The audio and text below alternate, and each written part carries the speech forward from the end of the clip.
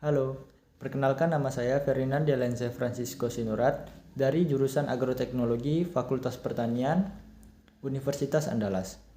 Baiklah, saya di sini akan membahas tentang maraknya pinjaman ilegal atau pinjaman online yang tidak sah di OJK di dalam lingkungan masyarakat saat ini.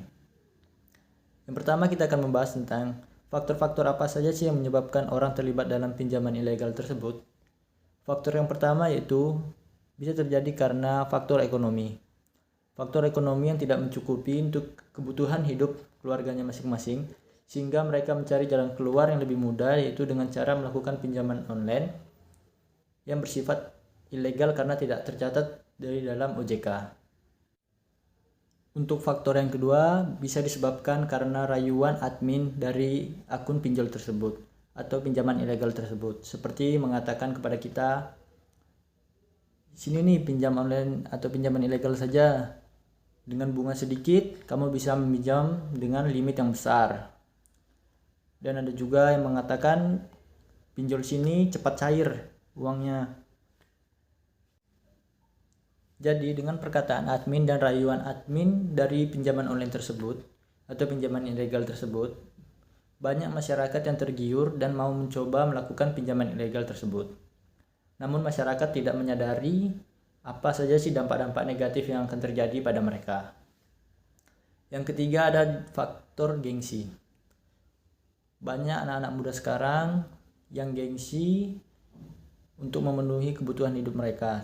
Seperti ada anak muda yang ingin membeli iPhone namun uangnya tidak cukup, mereka melakukan pinjol atau melakukan pinjaman ilegal untuk mendapatkan uang secara instan untuk memenuhi gaya hidup mereka, namun tidak memikirkan dampak negatif dari perilaku yang mereka buat itu. Faktor yang keempat yaitu masyarakat banyak melakukan pinjaman ilegal karena adanya kebutuhan yang mendesak. Masyarakat sudah bingung untuk mencari pinjaman kemana, sehingga dia melakukan pemikiran yang lebih instan, yaitu melakukan pinjaman online atau pinjaman ilegal. Karena pinjaman ilegal, uangnya sudah pasti cair, instan, dan cepat.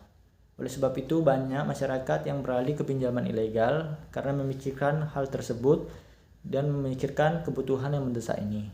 Baiklah, saya sudah membahas tentang faktor apa saja sih yang membuat masyarakat melakukan atau terlibat dalam pinjaman online tersebut atau pinjaman ilegal tersebut. Sekarang kita akan membahas tentang dampak negatif apa sih yang timbul atau yang ditimbulkan dari pinjaman ilegal tersebut. Yang jelas dampak pertama yaitu masyarakat akan merasa susah dengan bunga yang besar.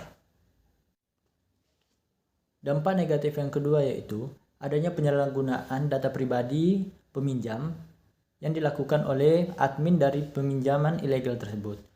Karena masyarakat yang melakukan pinjaman ilegal tersebut pasti menggunakan syarat seperti fotokopi KTP atau fotokopi beserta dengan foto pribadi peminjam tersebut secara langsung. Dan faktor negatif yang ketiga yaitu denda dan bunga yang terus menumpuk karena masyarakat tidak mampu membayar atau melunasi utang dari pinjaman ilegal tersebut. Sehingga masyarakat yang melakukan pinjaman ilegal tersebut selalu dihantui dengan rasa-rasa.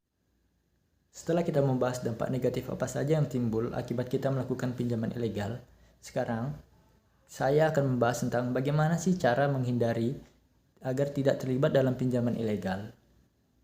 Dan solusi apa yang akan saya berikan kepada masyarakat yang telah melakukan pinjaman ilegal secara online. Baik, cara yang pertama yaitu sebelum kita melakukan pinjaman online, kita wajib mencek dulu website resmi OJK. Kita lihat tempat kita meminjam online ini sudah tercatat belum di dalam website resmi OJK. Jika sudah tercatat, berarti bisa dipastikan tempat melakukan pinjaman online tersebut sudah aman. Cara yang kedua, jangan mudah tergiur dengan perkataan admin pinjaman online. Dari kita kan banyak yang langsung tergiur dengan apa yang dikatakan admin pinjaman online kepada kita. Dengan perkataannya, dengan bunga sedikit, melakukan pinjaman yang besar dengan limit yang besar. Jangan mudah tergiur. Karena di balik itu pasti ada penipuan dengan membesarkan bunga saat kita telah melakukan pinjaman online. Bunga yang kita dapatkan ternyata lebih besar daripada pinjaman kita. Oleh sebab itu, jauhilah pinjaman online masyarakat. Dan cara yang ketiga yaitu dengan cara cek dulu atau cek terlebih dahulu situs atau aplikasi tempat kita meminjam online tersebut agar lebih aman dan agar kita terhindar dari maraknya pinjaman ilegal saat ini.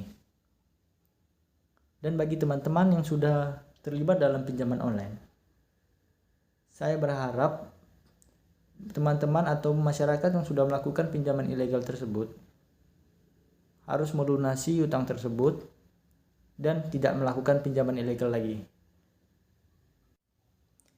Karena pinjaman ilegal akan membuat kita tambah sengsara, membuat kita tambah susah.